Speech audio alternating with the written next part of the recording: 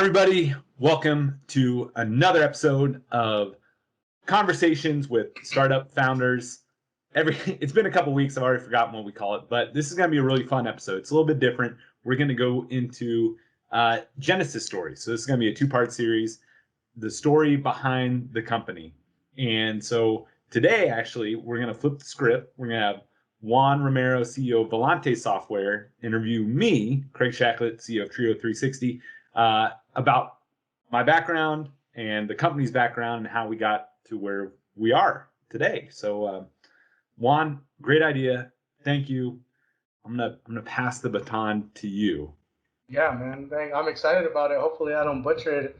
I've been doing this with you for a long time, and everybody always tells me what a great job you do of interviewing and asking questions. So I feel like I got all the pressure right now, but we'll muscle through it.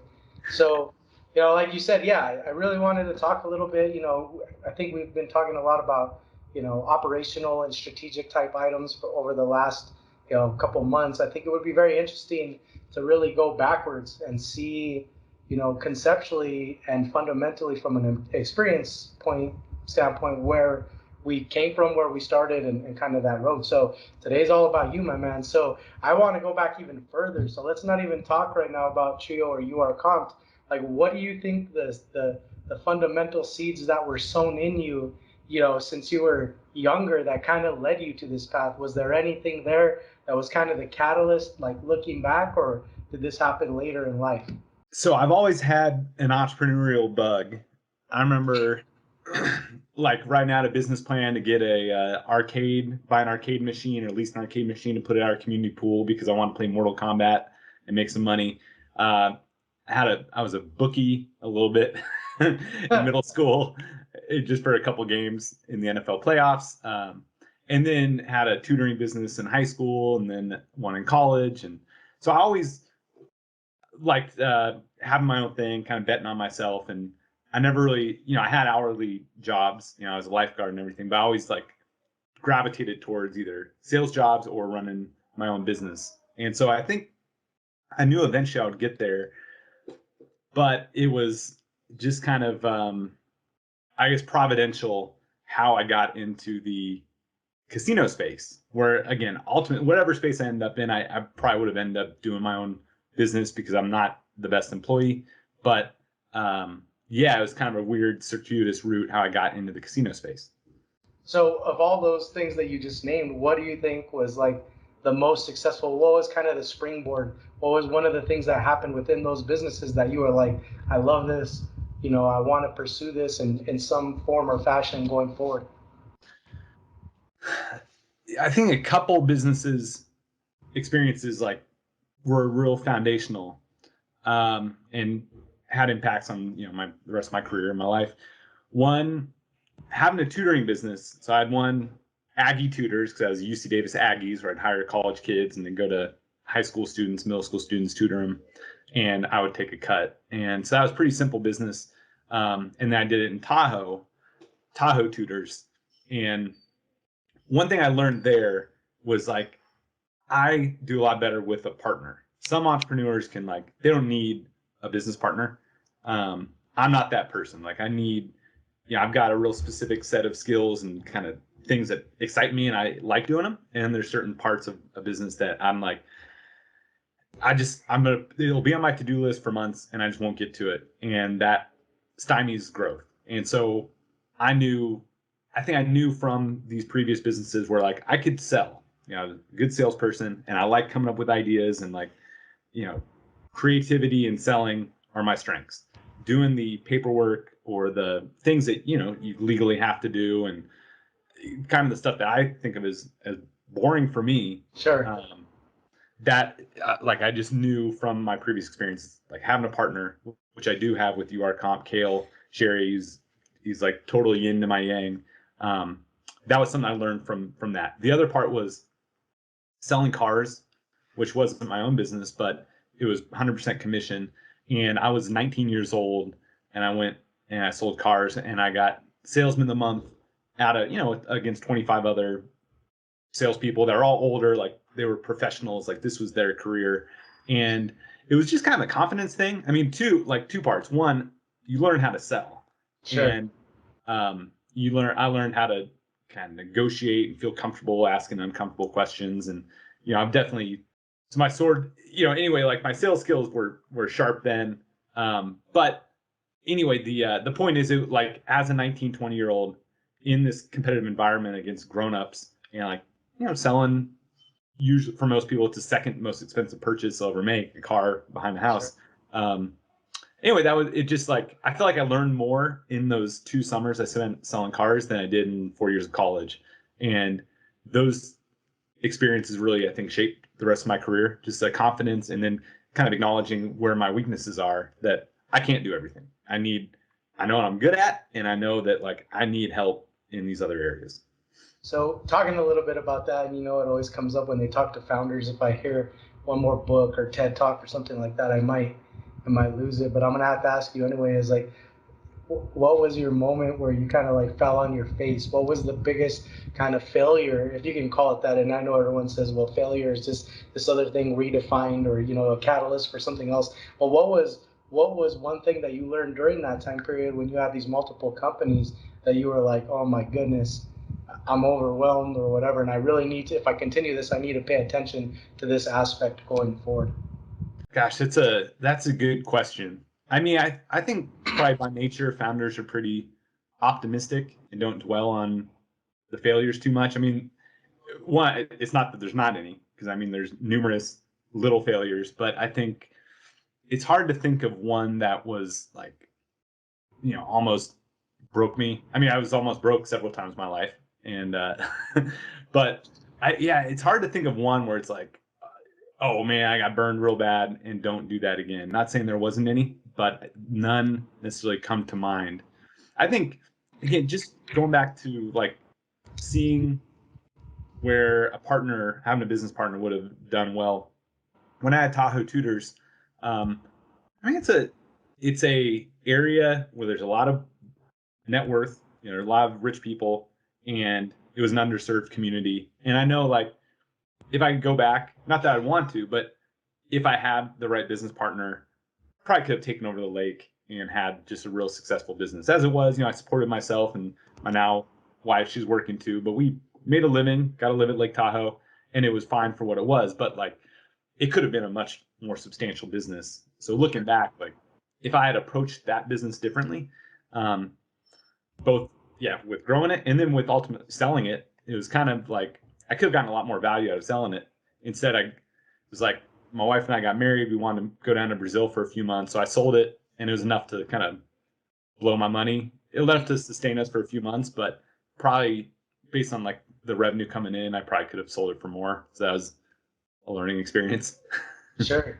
So I mean, you have all this experience there. Now you're on this trip. You're starting your family. You're starting your life out. I think you. So tell us a little bit about how you got into the casino space from there. So so out of college, I signed up for the Peace Corps, and well, actually, no, this was a failure. Now I think about it.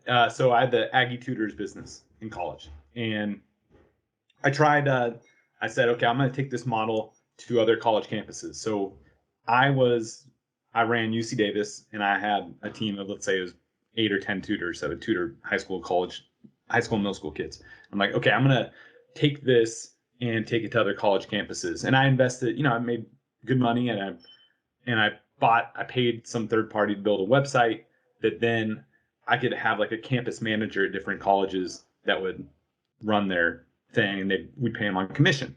So, I didn't raise any outside funding, and a big flaw was like, I thought I could take college kids and find college kids that like would work on commission and hustle.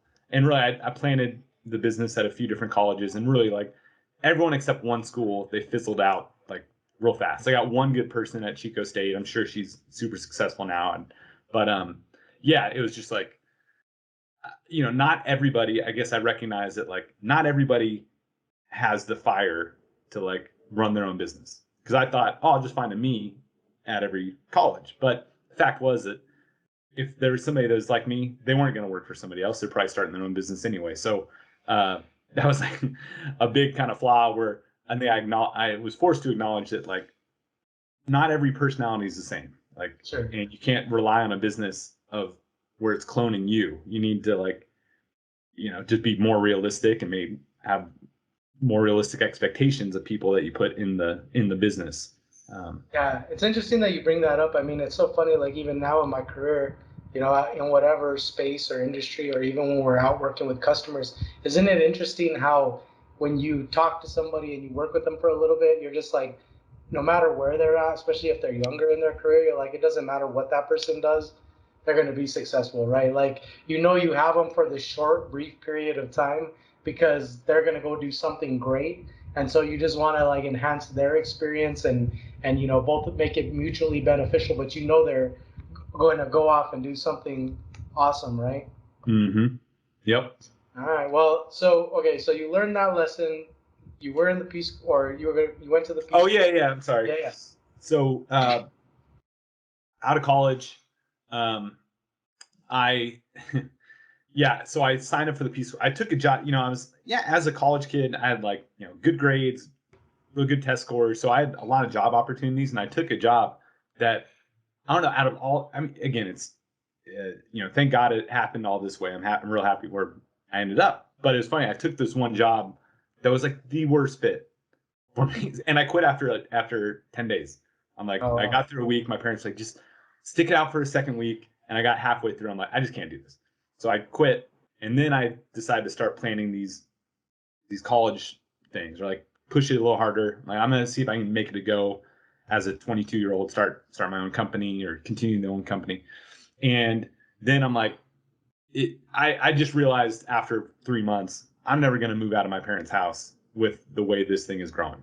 So I had kind of a travel bug, and I'm like, all right, I'm gonna sign up for the Peace Corps.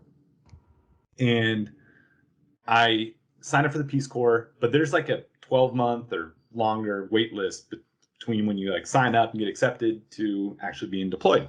Gotcha. So I did sign up for the Peace Corps, got the contract. They make you do this like real thorough medical examination, like far beyond a typical physical, because if they're sending you away to a foreign country where there's not going to be U.S. grade hospitals, then Sure. they want to make sure you're healthy. So I got this exam, and the doctor's like, well, what are you going to do for the next 9 months? I said, I don't know. I don't know. And he's like, well, why don't you go to Tahoe? I was living in the Bay Area. Go to Tahoe and ski for the season at least. I said, great. Give me a prescription so I can show my parents, and they'll let me go. And he gave me a little prescription and wrote all like, I will not, please do not sue me or whatever. And so I took it. I went up to Lake Tahoe, and I got a job at the ski resort. Again, took a job that was not a terrible fit. It was an auditor. And I almost spit out water right there. I hope you get that in the podcast. Yeah. I cannot imagine you as an auditor in any way. Oh, golly. I'm like, I hate paperwork. I hate all that. So yeah, that one I lasted 2 days and I quit.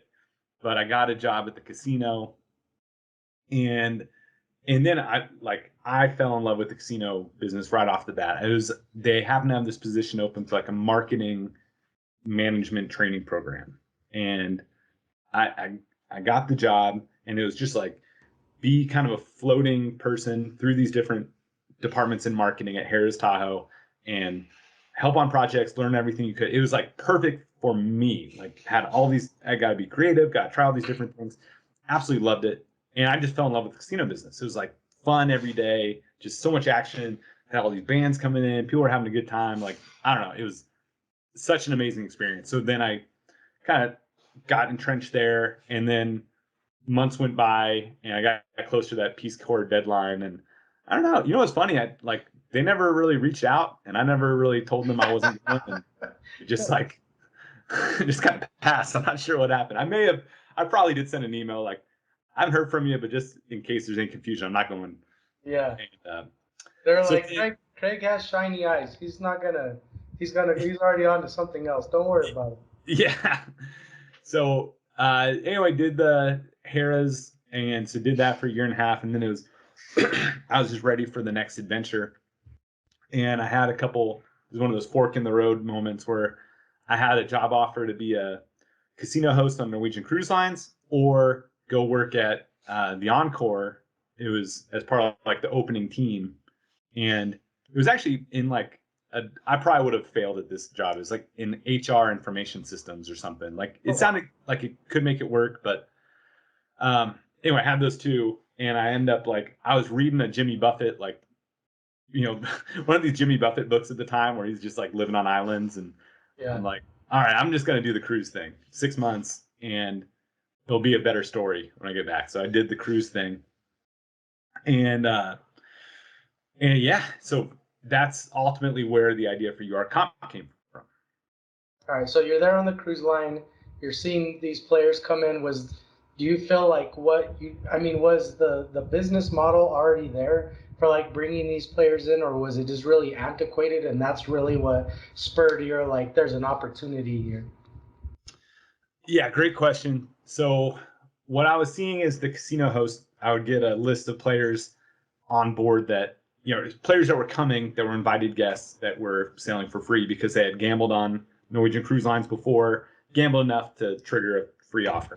Sure. But every cruise, there'd be people that were gambling way more than the invited guests, but had paid full price for their cruise. So, like, man, there's got to be a way to like bridge this gap.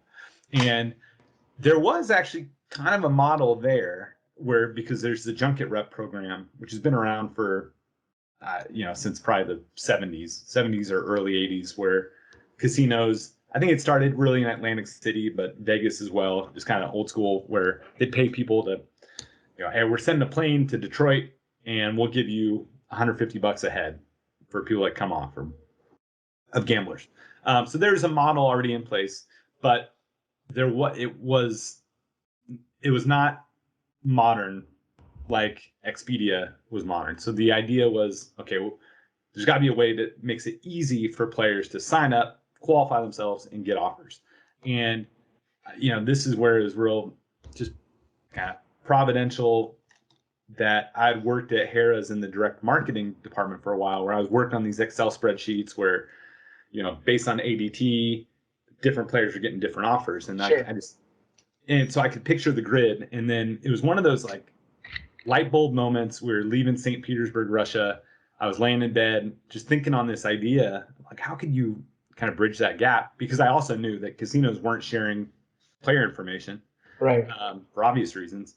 And so and there was like a light bulb went off. If you have the offers that the players are already receiving, you can figure out what they're worth and then show them offers somewhere else.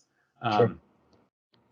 So light bulb went off, and then it was like I wasn't sleeping for days at a time. And I'm sure you've been there too, when you like have an idea for a new module or something else. It's like sometimes you just catch fire, and like I filled up notebooks with ideas and how it would work. And but the problem was, this is like I don't know how to code. Sure. I'm not do anything like tech related. And then two, I didn't have money to like pay a developer on my own. Sure. I end up sticking it out through the contract. I was like tempted when I had this idea to just like jump off the port and jump off the ship and just don't look back. Go start working on it. Again, my parents were like kind of talking me out of it, and so did my now wife. She's like, "Don't do that. Like, finish your contract." So then finished, but it was 2008 when I got off the cruise ship, which was obviously the economy was in the tank, and right. So I was driving down from Lake Tahoe down to the Bay Area to go to these like investor meetups and try to pitch the idea, and just no one was writing checks back then on like crazy ideas. So ended up, and I'll this part I'll kind of fast forward through, but yeah, started that tutoring business in Tahoe as like, I'm gonna do this until I can find somebody to fund the business. And then the tutoring business grew, and then that became like, and I started coaching the high school football team there, and just kind of got in this comfortable spot. And then Sue and I decided like, all right, well, let's shake things up, because Tahoe for most people they call it poverty with a view, where it's like it's beautiful, but most people aren't making much money, and sure. But we loved it. But we're like, all right, let's shake things up. So sold the business. We went down to Brazil for 6 months, and then came back and then it was like, all right, we either go to Dallas, where my parents had now retired and moved, and my sister moved there, or go back to the Bay Area, where my friends are all from.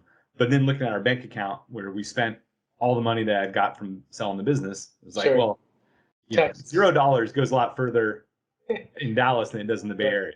Sure. So we went to Dallas, and then I worked at the state lottery. I got a job saying, hey, the casino background's real similar to the lottery. Then got into software sales and did well in software sales. That was a lot of fun.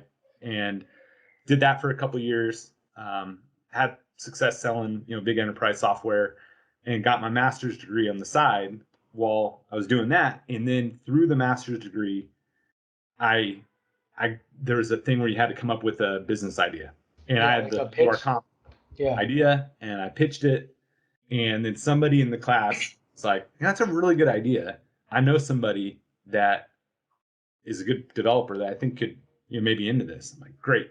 So we end up meeting up, and I pitched it to Kale, and Kale's like, yep, I'm in. And that's how URComped ultimately got started. And so when did you guys start writing code? Like what do you consider day zero? I mean, execution wise, not from an ideology standpoint. Yeah, it was. I think we kind of wrote a company agreement on a napkin at a bar and had the waitress sign as a witness, and it was January 2014. Okay. And so then we were just kind of coming up with, we'd meet at the bar every Wednesday, and we would have to-dos, and we'd each kind of do our to-dos, and then meet for the week, and we meet again at the bar on Wednesday. And it progressed. So I was, again, selling software full time, but I would make cold calls to casinos trying to get offers. And they're like, all right, well, I'm interested. How many players do you have? I'm like, I don't have players. I need you to give me offers first. And they're like, yeah, wow. Right. So then the idea came because my mom would send me pictures of her jackpots, when she would hit, and she's not a big player, so they never hand pays or anything, but she would win a couple $100 and send a picture. And so I realized that there was a little niche for that, for people to somewhere safe that's not Facebook, where their friends or their pastor or whatever would judge them for posting jackpot photos. So we made URComped as where you can post your jackpot photos. So then bought a couple billboards actually on the freeway heading to a big casino for URComped, and we got a couple thousand people that signed up. And then I was able to call these casinos again, being like, hey, we got a couple thousand people now. Give us an offer. Got a couple offers, and then over time it snowballed to having a lot of casinos. So in that early stage, when you're in that stage and you're kind of, not only coming up with your MVP, right, your minimum viable product for the market, but you're trying to figure out the sales, the value proposition, the revenue side of things. What was the biggest obstacle in that first, let's say, 6-month period, post MVP? We have something, and now we got to go try and monetize this thing. What was the biggest challenge, and then what was the thing that was the catalyst to be oh my goodness, we are on the right track? Great question. So the hard part initially was actually getting casino offers, and so then we got casinos to sign up with us, and the monetization part, thankfully, because I mentioned there's that junket rep model, so those contracts were already in place, so we didn't have to pitch the casinos on the value and how come up with new contracts. They understood it. Generally, yeah, they understood it. A lot of them already had contracts in place that they use with junket reps. So we just signed on to those contracts. Now the big challenge early on was all right, we got people that are uploading pictures of offers, but what are those offers worth? How are we making sure that we're sending the right value players that are actually going to earn commission, that aren't going to burn the casino? Sure. And so that was a lot of trial and error. And we started generating a little teeny bit of money, and very little. Let's say it was a few $100 a month, if that. And but we were able to pitch that in Dallas. There was this thing like an accelerator program for startups, and so we got admitted. We pitched, and we were one of 5 companies that got admitted to the accelerator, which came with $50,000. Nice. And so that was enough to quit. I mean, I still, when we quit, I didn't take a salary for a while and just lived off of, what I made selling software at the last company. Eventually we had to pay ourselves a salary, a small one. But that was the catalyst to be like, all right, I'm in the program. I can quit my day job and go full time at this. And that was June 2015. And that's when Kale and I both went full time on it. So then it was a lot of trial and error of getting, like, how do we vet players? And then, and this starts to be where, like, the seeds of Trio were built, was like, okay, it turns out players want to talk to people. We thought it could just be like show offers like Expedia, and high-end players want to be hosted. They want to text their host. They want to call. So we started developing that. Kale really started developing the technology that would become Trio. But it was a tough slog. That, like, booking players at land-based casinos, like a rep, it's a lot of work. And I thought it was going to be more scalable, and I'd be able to get out of, like, kind of day-to-day operations earlier than it turned out. I mean, there's a lot of weekends I'm like 4 hours on the phone trying to figure out why the guy's limo didn't show up and why his booth at the club wasn't ready, and it just wasn't a business until we got into cruise lines. And that's when everything, that was that pivotal moment where the business just really took off, kind of hockey stick growth, and we were able to put in place processes where we could really build a team, and, like, just technology team, where I wasn't in the day-to-day operations anymore with URComped because it was like a business model. But land-based casinos, booking those as a rep, it's very, hand-to-hand combat, like a lot of hand-holding, and that was tough to build a business around. So, well, I would imagine there's a ton of logistics and, like, disparate resources, whereas a cruise line, everything's there in that one place, right? I mean, and they have a captive audience and a bunch of other things. But yeah, that's pretty interesting. So do you really, okay, so you got this thing, you got it going, you kind of got your feet underneath you got some growth now. Like, is there a point, where are you at now where you're like, are you splitting your comp time and Trio time 50-50? Or do you feel like URComped, you have the staff and now you're kind of focusing on this as a secondary type thing? Yeah, so Trio is definitely 80% of my focus now. URComped is still growing. I mean, it's doing great, but it's a machine. Sure. We got a great team. We got a great funnel to get players in, and yeah, so that part's cranking. And now I'm really focused on Trio. And Trio launched during the pandemic because it was one of those things where, URComped was growing at a real healthy clip. We're doing great. We're hiring more and more people. But then pandemic hit and all the cruise lines shut for a long time. I mean, over a year, right? There wasn't cruise in the water. Almost a year and a half, right? Yeah. Like that. Yeah. I still get the year wrong. I can't believe it's 2021 because it's like 2020 just was vaporized. So then it was like, okay, shoot, we need to do something. We knew Trio was better than anything on the market because I used to work in casinos and know people. We still work with casinos through URComped, and I know the software they're using. I'm like, what we have is way better.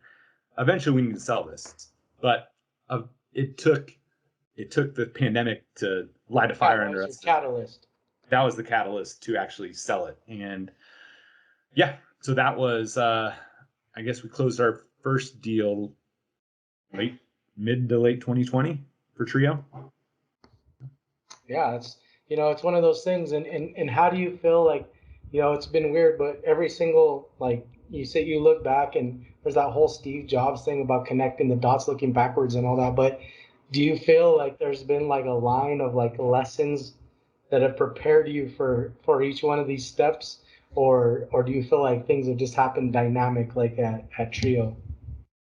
looking back, like you said, the Steve Jobs thing, like every story, when you look back, it all makes perfect sense. But when you're in the moment, it's like, wow, what's going on? But yeah, looking back, I mean, it's just I feel very blessed by the experiences that I had. Like that kind of when I did the lottery and then veered off into software sales, which was a great career, and I probably would have been happy staying there. But the fact that I sold enterprise software was perfect for now Trio, in that I worked at CA Technologies, which is a big, like, it's like going to Harvard for selling software. You know what I'm saying? It's like there's Oracle, there's a few of these, like, Salesforce, a few of these big companies that are just, they know how to sell. And so I was real fortunate to like get to go through there, get trained in enterprise sales. And not say I'm the best enterprise salesperson in the world, far from it, but at least I can't imagine selling software without that experience. I would have had to bring somebody else in, because it's so much different than selling cars, right? Where it's just you get somebody on the lot and you negotiate and you close a deal. Like I mean, long term, it's the opposite of that. It's basically the polar opposite of selling a car, right? Yeah.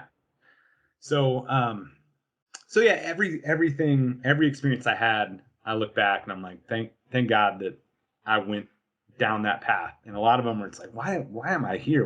What's going on? But yeah, in hindsight, or now looking back, it's like, oh, okay, it makes sense now. Thank you. Right. So the last question that I'm going to ask you is, if you had someone that came to you and said, why do you do what you do?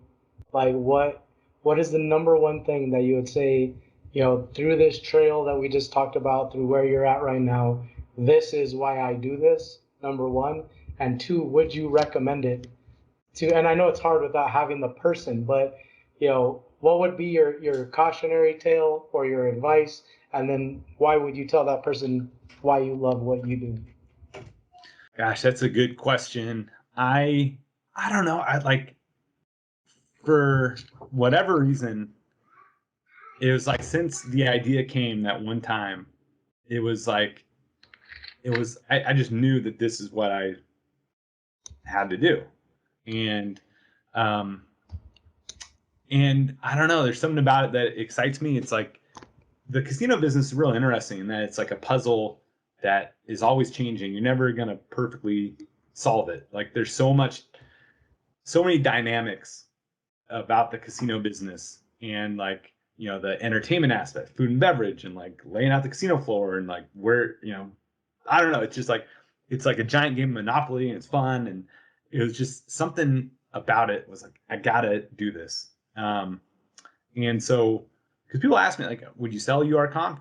I'm like, I don't know. I mean, maybe, but I just don't know what I would do. Like, I can't, there's nothing where I'm not bored with it. Maybe someday I will be, but so for me, I just do it because it's like, I don't know what else I would do. I know I know enough about myself that like, I need to kind of have my own thing, be an entrepreneur.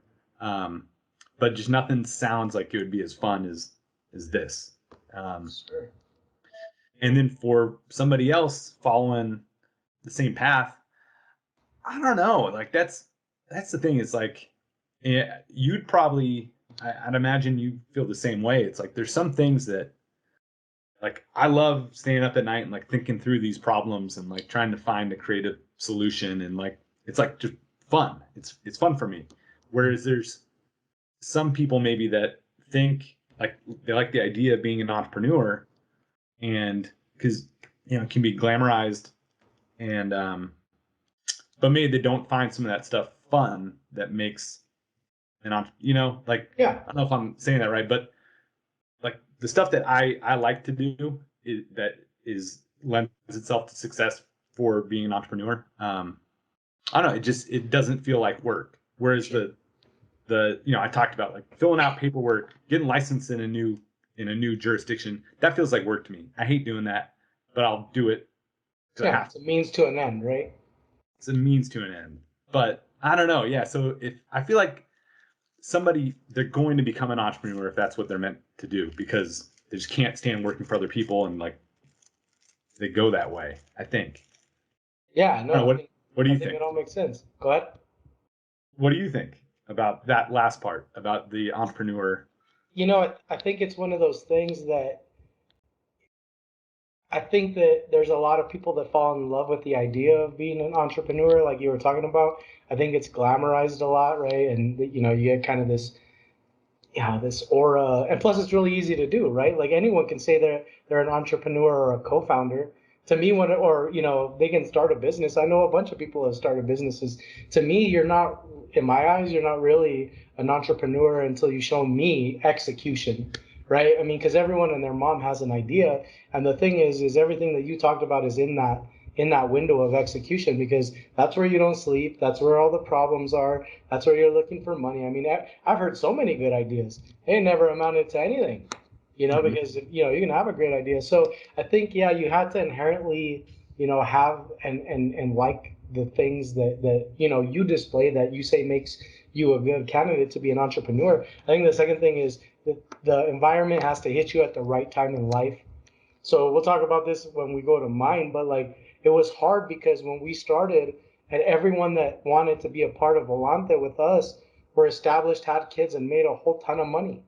So it's not like we couldn't just go full time and be like 20 some year olds and be like, all right, we're gonna all share an apartment. And I mean, it's like, all right, now I got to come up with 500 grand in payroll just because Mhm. the people that I associate with are so good at their jobs, and they have two or three kids and they have these houses, and you know, so it's not as easy. So I've seen a bunch of guys that I know that are brilliant, and I always call them golden handcuffs, right? They Yeah. work at these huge companies and they hate it. Their soul dies every single day, but they have so much stuff and so many benefits and so much retirement that it's gone on too long. They can't leave that. You know what I mean? And so they're kind of just writing it out. So I think you have to have the attributes, but I think, you know, time or fate or whatever you want to call it has to intersect with that, right? Or else, you know, you might never get your shot at it. You're spot on. I'm glad you touched on that at the end because that was when 2015 when I quit. We had Lucas was a year old, and I don't I guess we weren't pregnant with our second yet. But I mean, thank God for my wife because she could have said no, like, hey, we've got a kid, we're planning on more, like, nope, can't do it because I was making good money selling software, and like you said, it was getting very close to that golden handcuffs situation. And I remember having that conversation where I'm like, hey, listen, if we don't do this, I'm gonna regret it the rest of my life. Like, I'm always gonna look back. And she's like, well, let's go, let's do it. And she was so supportive. Where walking away from great money to be not be paid, but again, I was fulfilled. Like, she saw I was so much happier, and she was supportive 100%. So yeah, But she so also love you, believed Sloan. that she also believed you're going to be successful, right? And you've obviously demonstrated enough to her for her to feel that way, because there's a whole ton of people that are very enthusiastic about doing this. There's not a whole lot of people that can get it done. You know what I mean? And so that, you know, not only speaks to her and her, you know, confidence in you, but also the track record that you put up, right? Because if you were just batting like, you know, 200, yeah, it doesn't matter how enthusiastic you are. Yeah. You gotta raise those kids. So, you have anything else? We turned the tables a little bit today. Did we miss anything in the story?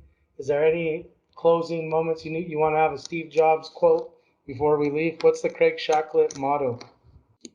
I don't know. Give me a week. I'll come up with it next week. I'll have to think on a motto. But you know what? One thing I feel like I was always comfortable with the risks, where I'm always like, all right, what's the worst that could happen? And I kept like thinking through, and ultimately, like, when I do that thread, it was me living in a tree in the forest, and I'm like, would that be that bad? Like, I would Yeah. just get really comfortable with, like, what is the absolute worst that could happen if this happened and this happened and this happened. And I guess that made me a lot more comfortable with risks, just being Well, comfortable with what the worst that could happen was.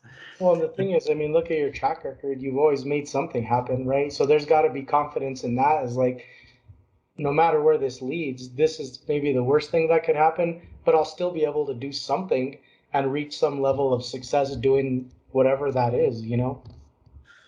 Yeah. So, yeah. Well, thank you. The future is even brighter. I can't wait. I'm so excited about where we are and focusing on Trio now. It's almost like it is like a new startup. So I'm got that fire in my belly again. And anyway, I'm pumped. And thank you so much, Juan, for this episode and this idea, and I'm looking forward to hearing more about your story next episode. Yeah, it was a pleasure. It was interesting to have the tables turned a little bit, and yeah, it was great to hear your story, man. I can't wait to talk again in a couple weeks. Perfect. All right. Well, thank you, sir.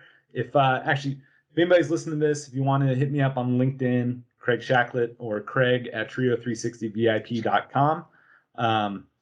And then Juan, how can people get a hold of you? LinkedIn, Juan Romero, or Juan at VolanteSoftware.com. All right. Thank you, everybody. We'll see you next week.